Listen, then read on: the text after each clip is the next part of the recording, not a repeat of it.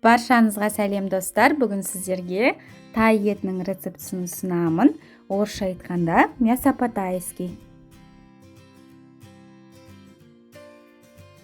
Алдымен қызып тұрған табаға сұйық майды құйып, соломика тәрізді етіп туралған етімізді салып, қып-қызыл болғанша қуырамыз.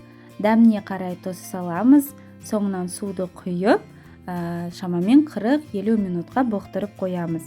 Онан соң пияз бен сарымсақты салып араластырып, сояны құйып, тағыда 5-10 минутқа бұқтырып қоямыз. Тәтті бұрышты салып, онан соң өз қалауларыңыз бойынша бұрыш немесе дәмдеуіштер қоссаңыздар болады. Соңынан суды құйып, тағыда 10 минутқа бұқтырып қалдырамыз. Міне біздің тай етіміз дайын. Тағам өте дәмді болып шығады. Әрі жасалу жолы да өте оңай. Міндетті түрде сіздерге дайындап көруге кеңес беремін. Сіздерге видео ұнаса, каналға тіркеліп, мені қолдап қоюды ұмытпаңыздар. Сіздермен бірге болған балзия ас болсын.